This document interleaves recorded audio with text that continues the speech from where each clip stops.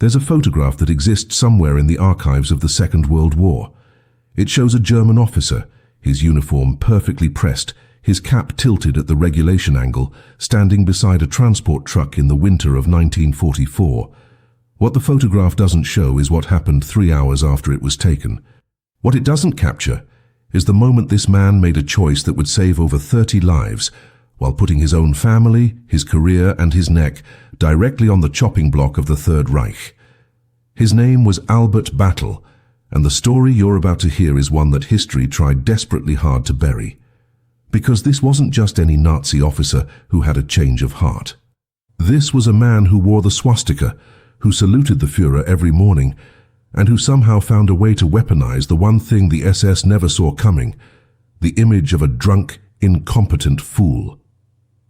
By the end of this video, you'll understand why this single act of staged drunkenness became one of the most brilliant and dangerous deceptions of the entire war.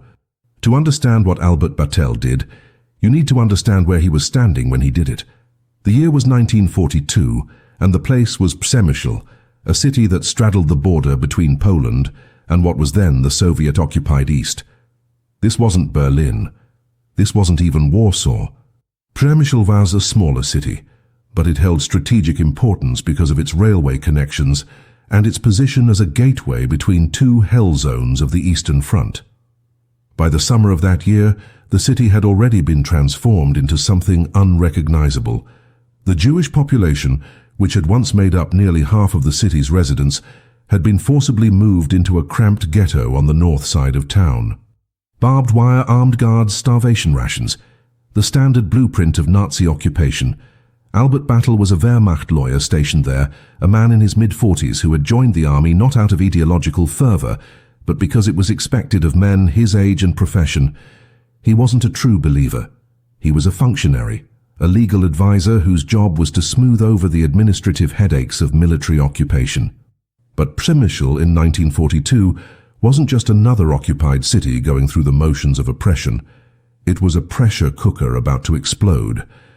The action, the Nazi term for the systematic liquidation of entire communities, was being planned with cold bureaucratic efficiency.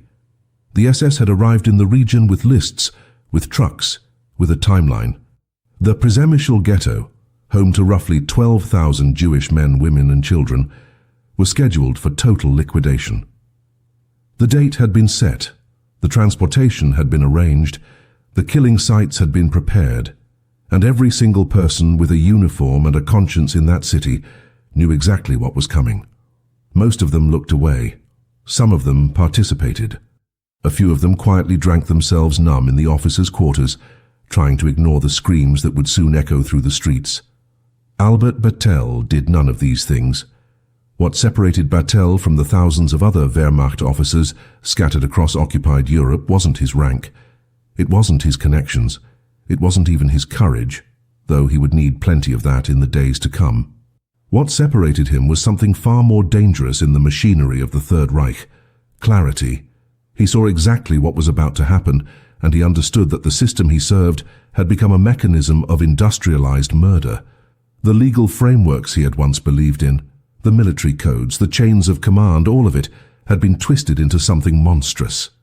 And somewhere in the quiet hours before the action was set to begin, Albert Battle made a decision that would define the rest of his life. He wasn't going to write a letter of protest. He wasn't going to resign in moral outrage. He was going to do something far more subversive. He was going to pretend to be so drunk, so incompetent, so utterly useless that the SS would have no choice but to stand down and let him make a catastrophic mistake. The plan was insane. The risks were astronomical. If anyone suspected for even a moment that his drunkenness was an act, Battle wouldn't just be demoted or discharged. He would be arrested, tried for treason, and executed. His wife would be interrogated. His family would be marked. The Nazi state didn't forgive sabotage, especially not from within its own ranks. And yet on the morning of the 26th of July, 1942, as the SS prepared to enter the Przemysl ghetto and begin loading families onto trains bound for the Belzec extermination camp, Albert Battle walked out of his quarters, reeking of alcohol, stumbling slightly. His words slurred just enough to sound believable. He climbed into a military truck, ordered the driver to take him to the bridge that connected the city to the ghetto, and then did something that would echo through history. He blockaded the bridge, and when the SS officers arrived, furious and demanding to know what the hell he thought he was doing, Betrayal looked them in the eye with the glazed expression of a man 3 sheets to the wind and told them he had orders to secure the area. Orders that didn't exist. The SS didn't shoot him on the spot. They didn't arrest him immediately, because in that moment, Albert Betrayal had transformed himself into something the machinery of genocide couldn't quite process, a bureaucratic obstacle wrapped in the plausible deniability of human stupidity. And while the SS scrambled to confirm his non-existent orders, while they radioed their superiors and argued amongst themselves, Albert Betrayal quietly opened the back of his truck and let over 30 Jewish workers climb inside. Workers who were supposed to be on a list, workers who were supposed to be dead by sundown. He drove them out of the ghetto, past the confused guards, past the checkpoints, and into a military barracks where the SS had no jurisdiction. And then, as the sun set over Przemysl and the action began in brutal earnest, Albert Betrayal sobered up, filed a perfectly routine report about securing essential laborers, and waited to see if anyone would figure out what he had just done. The next morning arrived with the kind of silence that follows violence. The streets of Przemysl were empty, except for the occasional patrol and the dark stains on the cobblestones that no one spoke about. The action had proceeded exactly as the SS had planned, with ruthless efficiency and mechanical precision. Thousands of people had been rounded up, loaded onto cattle cars, and sent east to a place whose name would become synonymous with horror. The ghetto that had housed 12,000 souls now held barely a fraction of that number. The survivors moved through the ruins like ghosts, knowing that their reprieve was temporary, that the next action was simply a matter of time. And in a military barracks on the edge of the city, 33 Jewish workers sat in stunned silence, trying to comprehend the fact that they were still breathing. They had no idea who the Wehrmacht officer was who had pulled them out of the ghetto. They didn't know his name, they didn't know if he would protect them tomorrow or hand them over to save his own skin. All they knew was that a man in a German uniform had opened a door when every other door had been slammed shut. Albert Betrayal woke up that morning with the knowledge that he had bought these people hours, maybe days, but certainly not safety. The barracks he had moved them to were under Wehrmacht jurisdiction, which meant the SS couldn't simply march in and take them without going through proper channels. But proper channels in the Third Reich were only as strong as the people willing to enforce them, and Betrayal knew that his authority was a thin shield against an organization that answered directly to Heinrich Himmler. The SS had been embarrassed. They had been outmaneuvered by a supposedly drunk lawyer who had somehow managed to secure essential workers right under their noses, and embarrassment in the Nazi hierarchy was a dangerous thing. It created grudges. It created investigations. It created the kind of attention that could unravel everything Betrayal had carefully constructed. He couldn't afford another dramatic rescue. He couldn't afford to look like a saboteur. What he needed now was something even more difficult than the drunken deception. He needed to look like a loyal, competent officer who had simply followed regulations to the letter. So Betrayal did what any good lawyer would do. He buried his act of defiance under a mountain of paperwork. He filed reports justifying the retention of the workers as essential to Wehrmacht operations. He cited regulations, military codes, and logistical necessities. He made it sound so mundane, so bureaucratically airtight, that challenging it would require someone to admit that the SS didn't actually care about military efficiency, only about killing every Jew they could find. And in the twisted logic of Nazi administration, where appearing proper was sometimes more important than being ideologically pure, this strategy worked. The SS grumbled. They filed complaints. They made it clear that Albert Betrayal was now on their list of problem officers, but they didn't storm the barracks. They didn't arrest him. Not yet. The workers, meanwhile, began to understand that their survival depended on making themselves indispensable. They worked longer hours than required. They volunteered for the hardest tasks. They became invisible in their usefulness, hoping that if they could just prove their value to the Wehrmacht, they might outlast the war. Some of them were skilled tradesmen. Others were clerks, translators, and laborers. What united them was the fragile understanding that they existed in a bureaucratic loophole, a space between two competing arms of the German war machine. The Wehrmacht wanted their labor, the SS wanted their deaths. And Albert Battle, the man who had created this impossible situation, now had to maintain it without getting himself or them killed. But maintaining a lie in the Third Reich was like trying to hold water in your hands. The longer you held it, the more it slipped through your fingers. By the autumn of 1942, the pressure was mounting. The SS had begun asking questions. Why were these workers still in Wehrmacht custody? Why hadn't they been transferred? What made them so essential that they couldn't be replaced with Polish or Ukrainian labor? And every question was a probe, a test to see if Batel's story would crack. He answered each one with the calm precision of a lawyer who knew that the moment he hesitated, the moment he showed doubt, the entire structure would collapse. He invented new justifications.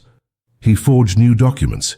He played the role of the meticulous bureaucrat so convincingly that even some of his fellow officers began to believe that he actually cared about military efficiency rather than human lives. And all the while, the clock was ticking toward the moment when the SS would stop asking questions and simply take what they wanted. Winter came to Przemysl like an executioner's blade, sharp and unforgiving. The temperature dropped below freezing, and the already desperate conditions in what remained of the ghetto became a slow-motion death sentence. Frostbite, starvation, disease. The SS didn't even need to organize another action. They could simply wait for the cold to do their work for them. But the 33 workers in Batel's barracks had heat, had food rations, had walls that kept out the wind. And that disparity did not go unnoticed. Other Jews in the ghetto began to whisper about the Wehrmacht officer who had somehow saved a group of workers. Rumors spread. Fantasies took hold. Maybe he would do it again. Maybe there was a way to get onto his list, to become essential, to survive. But Albert Betrayal knew that hope was the most dangerous thing he could allow to spread, because hope created desperation, and desperation created attention. And attention was the one thing that would get everyone killed. He began to isolate himself from the workers he had saved. He stopped visiting the barracks personally. He communicated only through written orders, through intermediaries, through the cold, bureaucratic distance that kept him from appearing too invested in their survival. It was a calculated cruelty, a necessary performance. If anyone suspected that he cared about these people as human beings, rather than as assets, the entire deception would collapse. So he played the role of the dispassionate officer, the man who saw Jewish workers the same way he saw ammunition supplies or fuel reserves. Just another line item in the Wehrmacht's logistical machinery. And it worked, but it cost him something that couldn't be measured in reports or regulations. Every day he maintained the lie. Every day he looked the other way as more people died in the ghetto. He felt the weight of his own complicity growing heavier. He had saved 33 people. He had condemned thousands by his inaction. And the question that haunted him in the dark hours before dawn was whether saving a few while serving a machine of death made him a hero, or just a collaborator with a guilty conscience. By early 1943, the situation in Przemysl had deteriorated beyond recognition. The ghetto had been liquidated entirely. The final action had come in September of the previous year, and the few Jews who remained were either in hiding or in labor camps scattered across the region. The 33 workers in Batel's custody were now among the last Jewish survivors in the entire city. And that made them a target. The SS had moved on to other regions, other ghettos, other killing operations, but they hadn't forgotten about the Wehrmacht lawyer who had interfered with their work.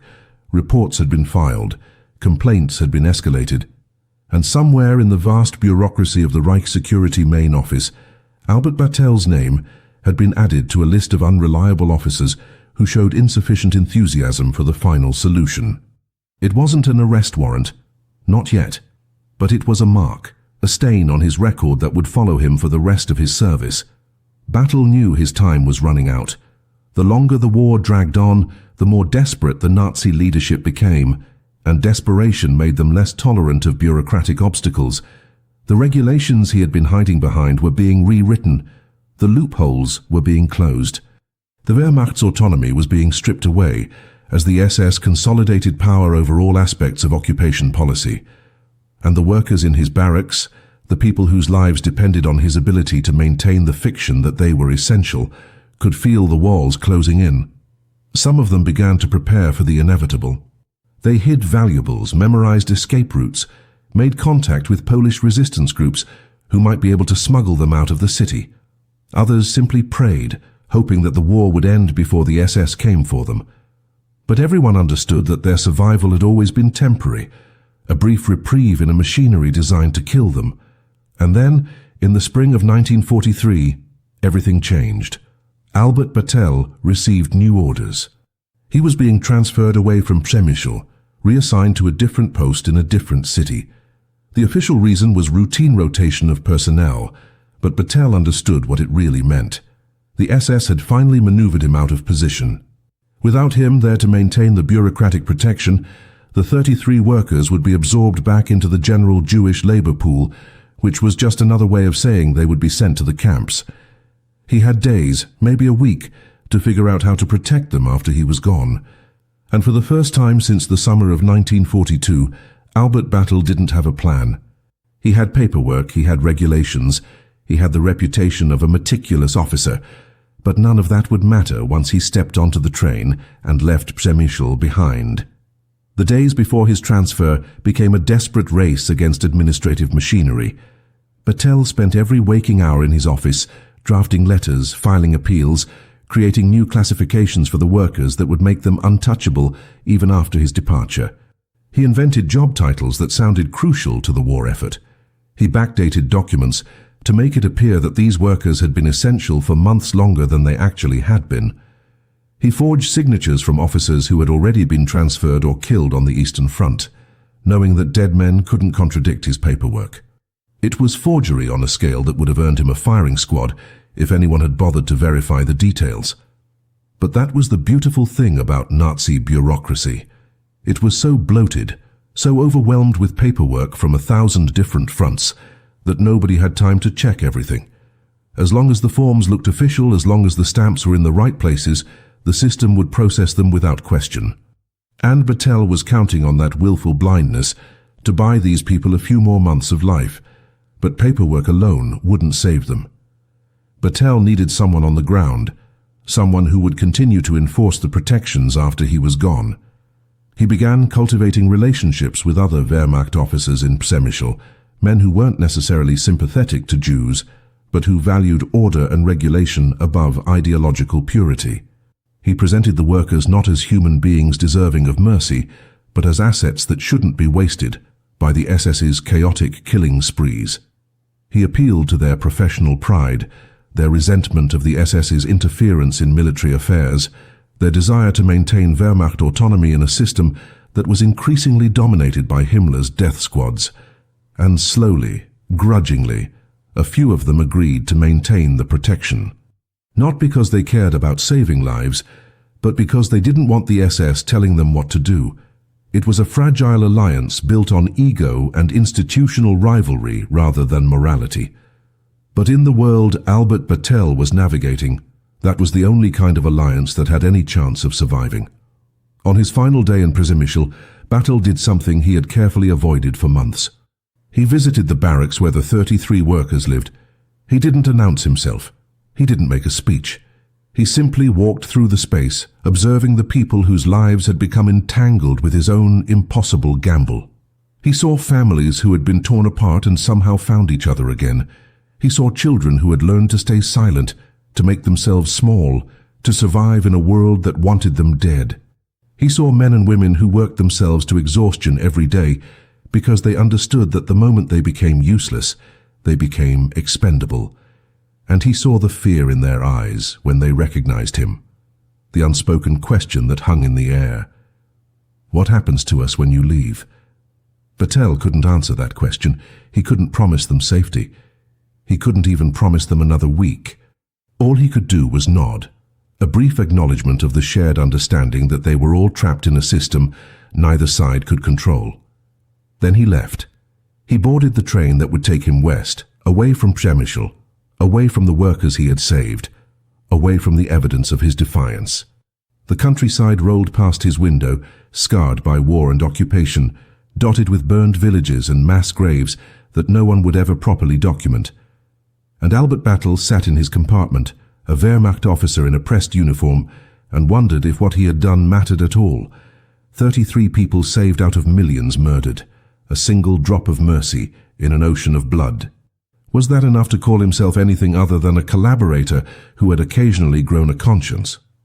The question would haunt him for the rest of his life. But in that moment, on that train, all he could think about was whether the protections he had built would hold, or whether he had simply delayed the inevitable by a few months. The workers in Przemysl waited. They worked. They survived. Some of the protections Battle had created held for weeks. Others collapsed within days. The officers he had cultivated as allies proved unreliable, their commitment to protecting Jewish workers evaporating the moment it became inconvenient or dangerous.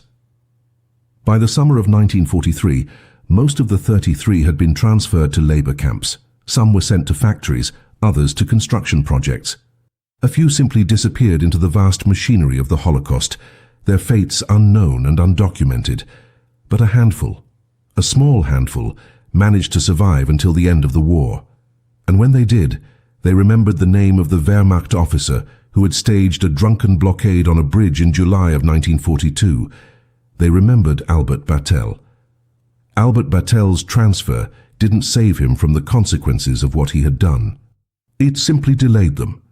His new posting was in Katowice, another occupied city, another administrative assignment far from the front lines. But the whispers followed him.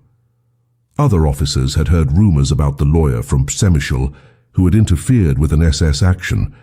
Some admired him quietly in the privacy of their own thoughts, never daring to say it aloud. Others viewed him with suspicion, wondering if his loyalty to the Reich was as solid as it needed to be. And the SS, the organization he had humiliated, didn't forget. They began building a file on him, collecting reports, documenting every interaction, every decision, every moment where Battle's actions could be interpreted as insufficient enthusiasm for Nazi ideology. It was a slow-burning investigation, the kind that didn't need to rush because the Third Reich had all the time in the world, except it didn't. By late 1943, the tide of the war was turning. Stalingrad had fallen, the Allies had landed in Italy, and the invincible Wehrmacht was beginning to look very vincible indeed. As the military situation deteriorated, the Nazi leadership became increasingly paranoid about internal threats. Officers who had once been tolerated for their competence were now scrutinized for their ideological purity. The definition of treason expanded to include not just active resistance, but passive failure to demonstrate sufficient hatred of the Reich's enemies. And Albert Battle, with his carefully maintained neutrality, with his legalistic approach to orders, with his documented history of protecting Jewish workers, was exactly the kind of officer who attracted the wrong kind of attention. In early 1944, he was quietly removed from active duty. The official reason was health concerns. Battle had developed a heart condition, a legitimate medical issue that gave the Wehrmacht a convenient excuse to sideline him without creating a scandal. But everyone who mattered understood what was really happening. He was being pushed out, neutralized, rendered harmless. And if the war had lasted another year, if the Reich had survived long enough to purge its ranks of unreliable elements, Albert Battle would have almost certainly faced a court-martial. But the war didn't last. The Reich collapsed. And when the Soviet army swept through Poland in the winter of 1945, liberating concentration camps and uncovering the full scale of the Holocaust, the survivors began to tell their stories. Among them were several of the workers from Przemysl, the ones who had made it through the labor camps, who had hidden in forests, who had been liberated from trains heading to Auschwitz. And they spoke about the Wehrmacht officer who had saved them. They didn't know much about him. Some remembered his name. Others only remembered his face, the uniform, the fake drunkenness, the moment when he had blockaded a bridge and opened the back of a truck. But they knew what he had done, and they wanted the world to know it too.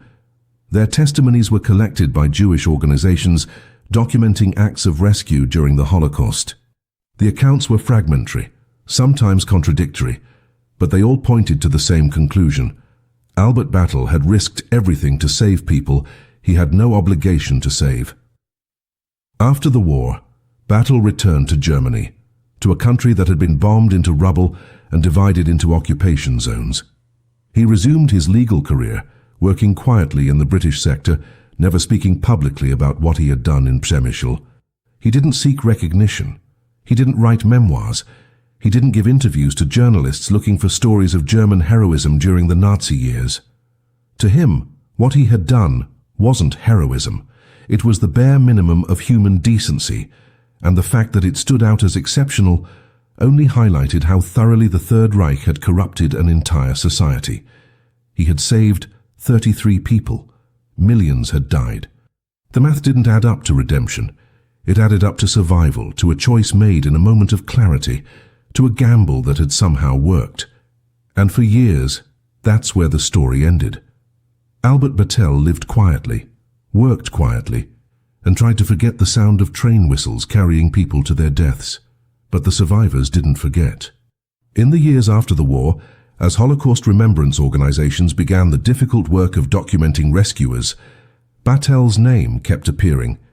Testimonies from Przemysl, affidavits from workers who had scattered across the world after liberation, letters from families who had survived because one Wehrmacht officer had decided that orders could be bent, that regulations could be manipulated, that a well-timed performance of drunkenness could jam the gears of genocide just long enough to pull a few people out of the machine.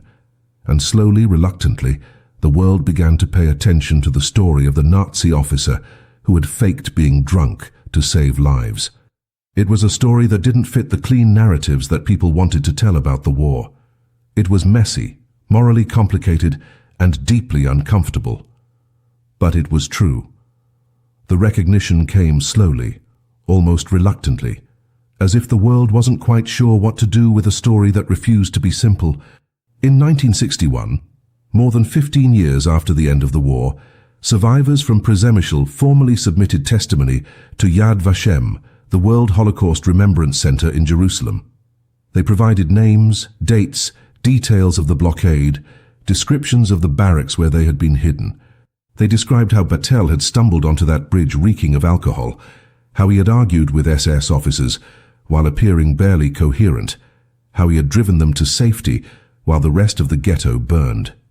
The testimony was compelling, but it presented a problem for the committee tasked with evaluating it. Albert Battle had worn a Wehrmacht uniform. He had served the Third Reich. He had saluted the swastika and followed orders for years before that one moment of defiance.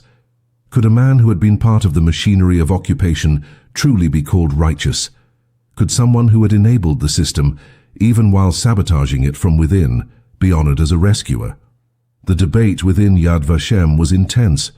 Some argued that Batel's military service disqualified him from recognition, that honoring a Wehrmacht officer would send the wrong message about collective German guilt. Others pointed out that judging rescuers by their affiliations rather than their actions would exclude some of the most courageous acts of the entire war. After all, it was precisely because Battle had been inside the system that he had been able to manipulate it. A civilian couldn't have blockaded that bridge. A civilian couldn't have invoked military regulations to protect Jewish workers. The very uniform that made him complicit was also the tool he had used to save lives. It was a paradox that resisted easy moral categorization. And that's exactly what made the story so important, because the Holocaust wasn't a simple tale of pure evil versus pure good. It was a vast machinery of death that required the participation, or at least the passive acceptance of millions of ordinary people. And understanding how someone could exist within that system and still choose to resist, even once, was crucial to understanding how genocides happen and how they can be stopped. In 1963, Yad Vashem made its decision. Albert Battle would be recognized as righteous among the nations, the highest honor Israel bestows on non-Jews who risked their lives to save Jews during the Holocaust. It was a controversial choice, one that generated debate in both Jewish and German communities. But the survivors had been clear in their testimony. Without Battle, they would have died.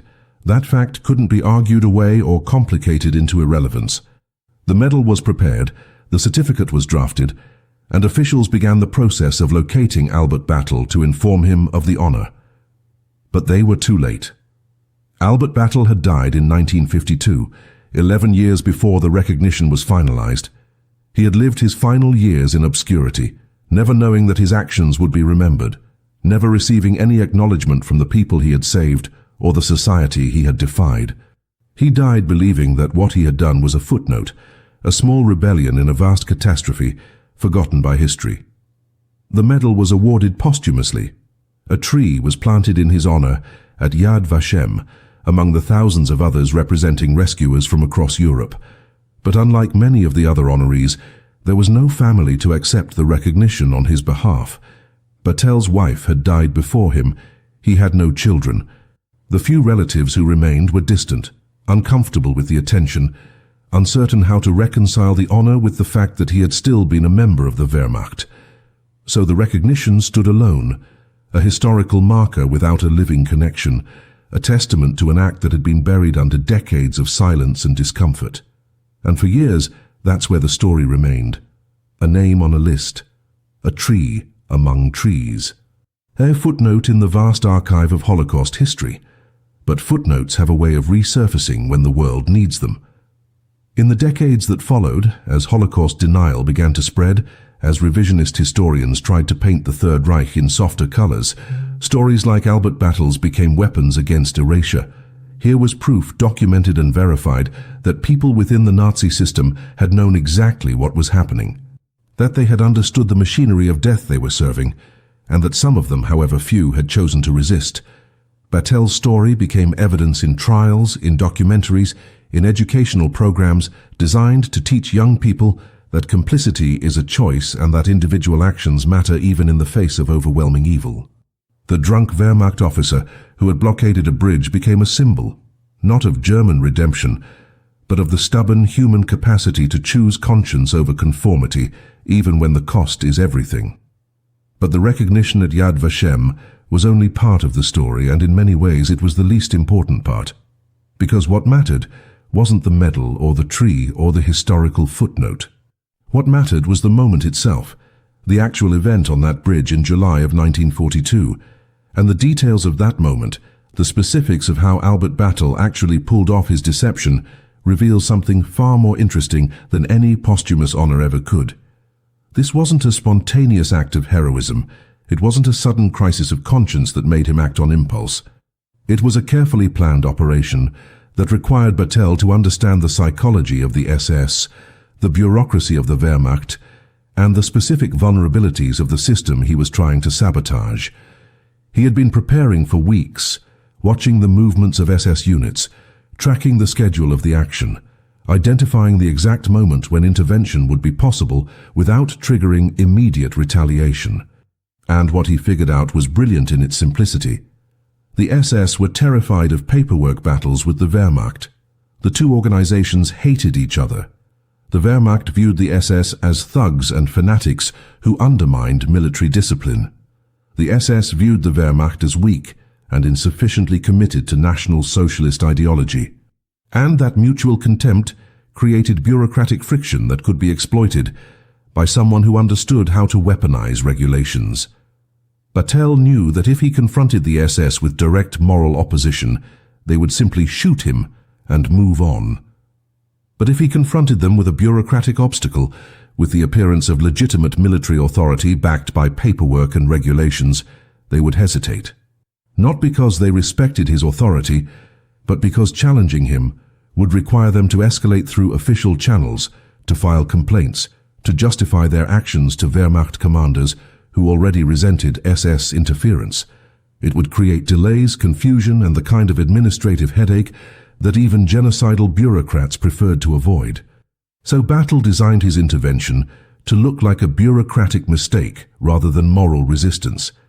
The alcohol was the key to the entire performance. By appearing drunk, Battle gave the SS officers an explanation for his behavior that didn't require them to suspect sabotage. He wasn't defying them. He was simply an incompetent drunk who had misunderstood his orders and accidentally created a blockade at exactly the wrong moment. And the beauty of that deception was that it gave the SS officers an easy way to save face. They could complain about him later, file reports about his incompetence, demand that he be disciplined or transferred. But in the moment, on that bridge, they couldn't simply shoot a Wehrmacht officer for being drunk on duty without creating a massive incident.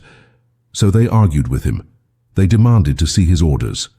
They threatened to report him to his superiors. And while they argued, while they radioed for clarification, while they tried to figure out how to navigate the bureaucratic mess Betrayal had created, he was loading people into the truck. The 33 workers he saved weren't randomly chosen. Betrayal had compiled the list in advance, identifying people who had skills that could be justified as essential to Wehrmacht operations. Mechanics, electricians, translators, clerks. People whose absence from the action could be explained as a legitimate military need rather than a humanitarian rescue. He had forged work orders for each of them, backdated to make it appear that they had been assigned to Wehrmacht projects weeks earlier. And when he presented these documents to the SS officers on the bridge, slurring his words and fumbling with the papers, he created the impression of a drunk officer who was technically correct, even if he was personally incompetent. The SS couldn't prove the documents were forged without launching a full investigation, and by the time such an investigation could be completed, the action would be over and the question would be moot. So they let him pass. Not because they believed him, not because they approved, but because stopping him would have been more trouble than it was worth in that specific moment. And that's what made Betrayal's plan so genius and so terrifying.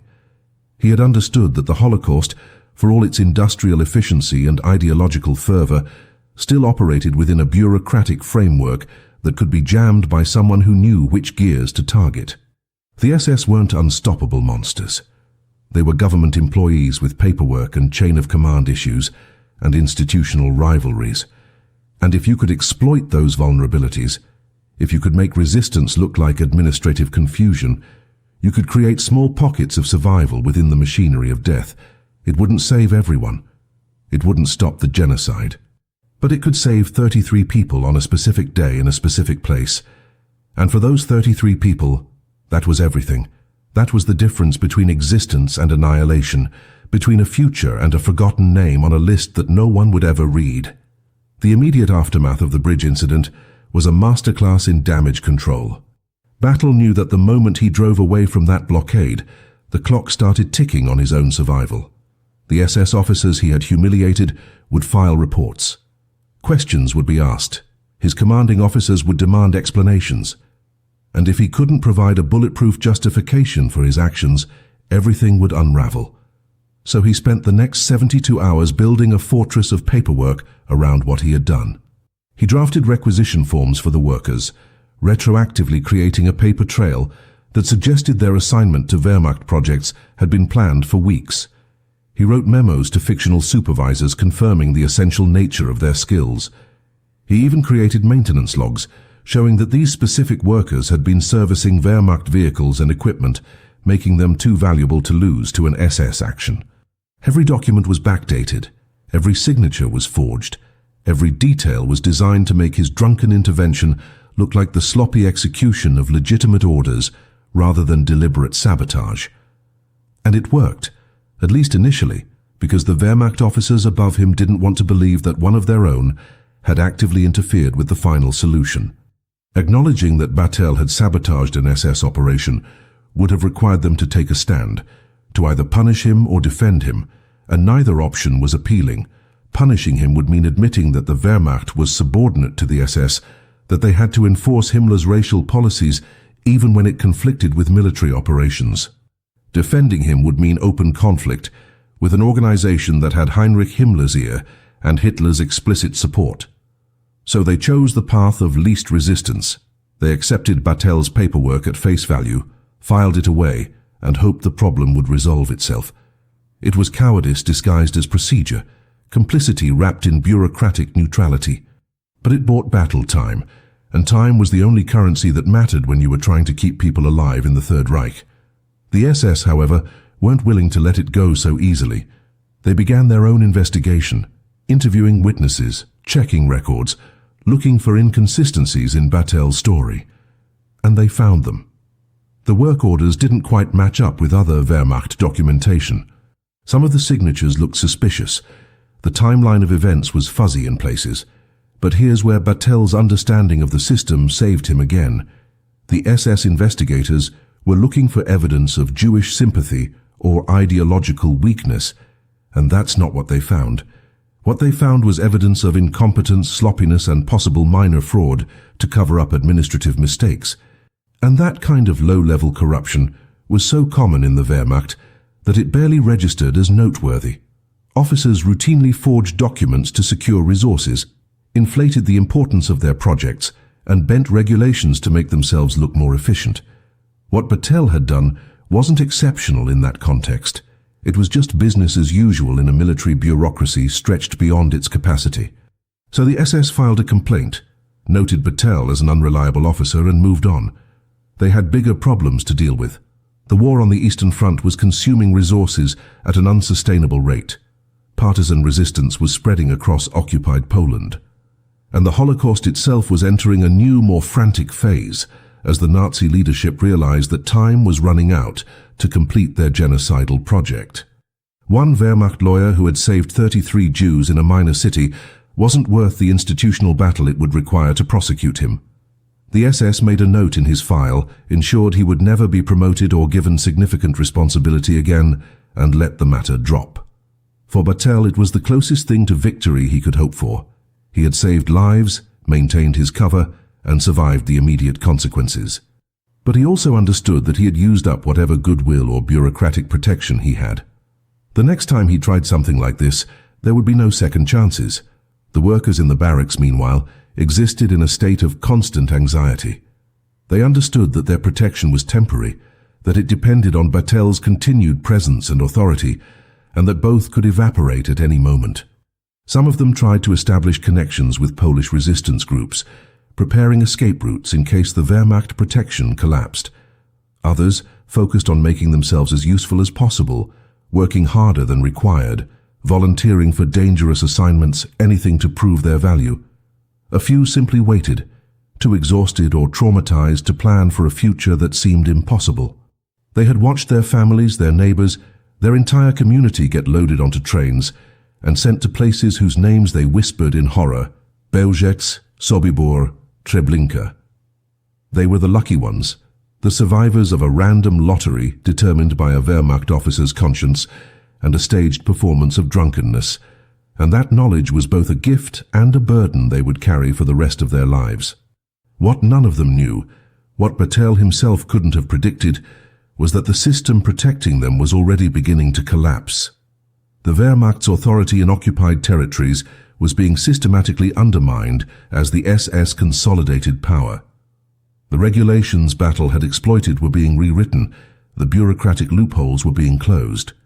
And the German military leadership, sensing that the war was turning against them, was becoming less willing to antagonize the SS over relatively minor issues like the fate of a few dozen Jewish workers. The protection Battle had built was a sandcastle, and the tide was coming in. The only question was whether it would hold long enough for the workers to survive until liberation, or whether they would be swept away in the final desperate months of the Third Reich's death throes. And that answer wouldn't come from Batel's cleverness or courage. It would come from the movements of armies thousands of miles away, from decisions made in Moscow and Washington and London, from the vast machinery of a world war that had already consumed millions and showed no signs of stopping. By the time Albert Betrayal was transferred out of Przemysl in the spring of 1943, the fragile system he had constructed was already showing cracks. The officers he had cultivated as reluctant allies proved unreliable the moment maintaining the protection became inconvenient. Some were transferred to other posts. Others simply stopped enforcing the regulations Betrayal had put in place, deciding that protecting Jewish workers wasn't worth the friction with the SS. And without Betrayal there to constantly reinforce the bureaucratic fiction, without his legal expertise to parry every challenge and create new justifications, the workers became vulnerable in ways they hadn't been before. The Wehrmacht command in Przemysl began receiving pressure from SS administrators to release the workers for transfer to labor camps. Not extermination camps, the requests were careful to specify, but labor installations where their skills could be used for the war effort.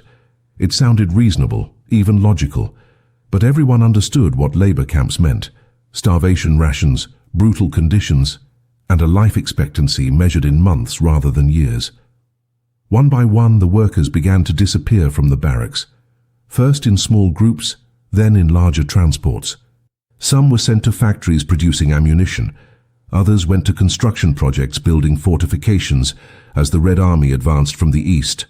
A few were transferred to camps whose names would later become synonymous with horror: Płaszów, Majdanek, Auschwitz-Birkenau.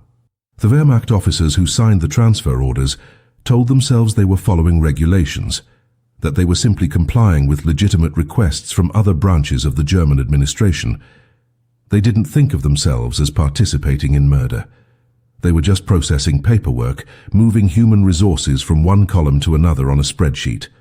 And that willful blindness, that ability to reduce genocide to administrative tasks, was exactly what had made the Holocaust possible in the first place. Albert Battle had understood that. He had exploited that bureaucratic mentality to save lives. But he had also understood that it was a temporary exploit, a hack that would eventually be patched by a system designed to kill efficiently. By the end of 1943, fewer than a dozen of the original 33 workers remained in Wehrmacht custody in Przemyśl. The rest had been scattered across the vast network of camps and labor installations that stretched across occupied Poland and Germany. Some survived their transfers, many didn't. The exact number of deaths is unknown, because the Reich kept meticulous records of arrivals, but was far less careful about documenting who died from disease, starvation, or execution. What is known is that several of the workers Battle had saved from the July action ended up dying in camps months or years later, their brief reprieve ultimately meaningless in the face of a system designed to kill them. And that reality raises an uncomfortable question that haunted Battle for the rest of his life. If most of the people he saved ended up dying anyway, did his intervention actually matter? Was delaying death by 6 months or a year an act of heroism, or just a postponement of the inevitable? The survivors would later answer that question with absolute clarity. Yes, it mattered. Every additional day of life was a chance for the war to end, for the Allies to advance, for liberation to arrive before death did. Some of the workers who were transferred to labor camps in late 1943 survived until 1944, when the Soviet advance forced the Germans to evacuate camps and move prisoners westward. In the chaos of those evacuations, some escaped. Others were liberated by Soviet troops before they could be moved. A few ended up on death marches that killed thousands, but also created opportunities for escape that hadn't existed in the controlled environment of the camps. The additional months of life that Battle's intervention had bought them became the difference between dying in a gas chamber and surviving long enough to see liberation. For those individuals, the drunken Wehrmacht officer on a bridge in Przemyśl wasn't just a historical footnote. He was the reason they lived to have children, to tell their stories, to ensure that the Holocaust would be remembered by eyewitnesses rather than just historians. But Battle never knew which of the people he saved survived and which didn't. After his transfer, he lost all contact with Przemyśl and its survivors. He didn't know if his intervention had saved lives permanently or just delayed deaths temporarily. He spent the rest of the war in various administrative posts, his career effectively frozen by the SS's notation in his file. He was never promoted. He was never given command responsibility. He was kept in positions where his legal expertise was useful, but where he had no authority to interfere with SS operations. And when the war ended, when the full scale of the Holocaust became public knowledge, Battle didn't speak about what he had done. He didn't seek recognition or validation. He returned to civilian life, resumed his legal practice, and tried to process the fact that he had been part of a system that had murdered 6 million Jews while he had saved 33. The math was unbearable. The guilt was crushing. And the question of whether his actions had mattered at all became the central torment of his post-war existence. It wasn't until after his death, when survivors began providing testimony to organizations like Yad Vashem, that the full impact of his intervention became clear. Of the 33 workers he had saved from the July 1942 action in Przemysl, at least 8 survived the war. 8 people who would have died on a specific day if Albert Battle hadn't blockaded a bridge while pretending to be drunk. 8 people who went on to have families, careers, lives that extended decades beyond the Holocaust. 8 people who represented dozens of children and grandchildren who existed because one Wehrmacht officer had decided that orders could be bent, and regulations could be manipulated, and bureaucracy could be weaponized against genocide. The number sounds small until you understand that in the mathematics of the Holocaust, where entire communities were erased and family lines were ended, 8 survivors represent a victory against erasure. They represent memory, testimony, and the stubborn refusal of humanity to be completely extinguished even in the darkest moments of history. The story of Albert Battle forces us to confront an uncomfortable truth about heroism during the Holocaust. We want our heroes to be simple, morally uncomplicated figures who stood in pure opposition to evil. We want stories where the good guys wore one uniform and the bad guys wore another, where resistance was absolute and collaboration was unthinkable. But Battle doesn't fit that narrative. He wore a Wehrmacht uniform until the day Germany surrendered. He served the Third Reich for years. He followed orders, processed paperwork, and participated in the machinery of occupation. And yet, on one July morning in 1942, he also saved 33 lives by staging one of the most audacious acts of bureaucratic sabotage in the entire war. Those two realities coexist in the same person, and reconciling them requires us to accept that moral complexity doesn't erase moral action, that someone can be complicit in a system and still choose to resist it. That heroism during genocide often came from people who had already compromised themselves in ways that make modern audiences deeply uncomfortable. What makes Battle's story particularly important in today's world is how it illuminates the mechanics of resistance within authoritarian systems. He didn't have the luxury of grand gestures or public defiance. He couldn't march in the streets or publish manifestos or organize underground networks. What he had was knowledge of bureaucracy, access to paperwork, and the understanding that even totalitarian systems have vulnerabilities that can be exploited by insiders who know where to push. His weapon wasn't a gun or a bomb.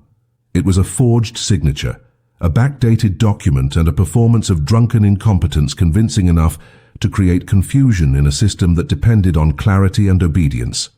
And that matters because most people living under oppressive regimes aren't in positions to launch armed rebellions or lead mass movements.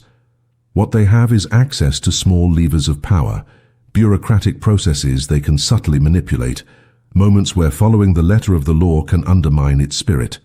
Battle's story is a blueprint for that kind of resistance, proof that individual actions within corrupt systems can save lives even when they can't topple the system itself. But his story also carries a warning.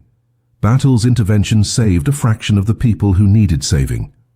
The vast majority of Przemysl's Jewish population died in the Holocaust despite his efforts. And that disparity highlights a brutal reality. Individual acts of conscience, no matter how courageous, are not substitutes for systemic opposition to genocide. Battle could manipulate paperwork and create bureaucratic obstacles, but he couldn't stop the trains, couldn't close the camps, couldn't end the war. His heroism existed within strict limits imposed by his position and the power structures around him. And recognizing those limits is crucial, because it reminds us that while we should honor individual rescuers, we can't use their stories to absolve the millions of people who could have resisted but chose not to. For every Albert Battle, there were thousands of Wehrmacht officers who saw the same atrocities, had the same opportunities to intervene, and decided that their careers, their safety, and their comfort mattered more than the lives being destroyed around them. The fact that Battle's story was almost lost to history is itself significant. He died 11 years before receiving recognition from Yad Vashem. He never knew that survivors were searching for him, trying to honor him, wanting to thank the man who had given them a chance to live. His story survived only because a handful of people remembered his name and insisted on telling it to organizations that were documenting the Holocaust. How many other acts of resistance were lost because no one survived to tell them?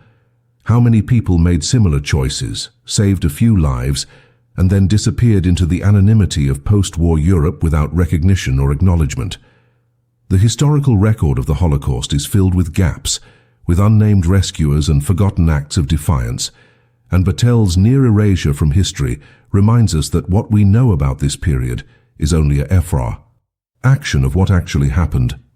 Today, more than 80 years after that bridge in Przemyśl, Battle's story resonates because we're living through a period where bureaucratic cruelty is once again being normalized, where systems of oppression hide behind paperwork and regulations, where ordinary people are being asked to process orders that dehumanize other human beings. And in that context, the story of a Wehrmacht officer who weaponized drunkenness and exploited bureaucracy to save lives becomes more than a historical curiosity. It becomes a reminder that systems of oppression only function when people operate them, and that anyone with access to those systems has the power to jam the gears, even if only temporarily. Betrayal's methods can't be directly replicated because every authoritarian system has different vulnerabilities and different points of leverage. But the principle remains. If you understand how the machine works, you can sabotage it. And if you're willing to risk everything, you can save lives that the system has marked for destruction. The final lesson of Albert Battle's story isn't about what he did. It's about what he represents. The possibility of moral choice, even in the most morally compromised circumstances. He had every reason to do nothing. He had every excuse. He was just following orders, just doing his job, just one person in a massive system that couldn't be stopped by individual action. But he rejected those excuses and chose to act anyway, knowing that he might save a few dozen people at most, knowing that it wouldn't end the genocide or redeem his complicity, knowing that he might die for an intervention that history would never record. And he did it anyway. That choice, that refusal to accept the inevitability of atrocity, is why his story matters, because genocides don't happen all at once. They happen through a million small choices made by ordinary people who decide that going along is easier than resisting. And every time someone chooses to resist, even in small ways, even with limited tools, they prove that those choices exist and that claiming powerlessness is itself a choice. Albert Betrayal was a Wehrmacht officer, a servant of the Third Reich, and a man who saved 33 lives by pretending to be drunk on a bridge in occupied Poland. All of those things are true, and the uncomfortable coexistence of those truths is exactly why his story needs to be told, remembered and understood by anyone who wants to believe that individual actions still matter in the face of overwhelming evil.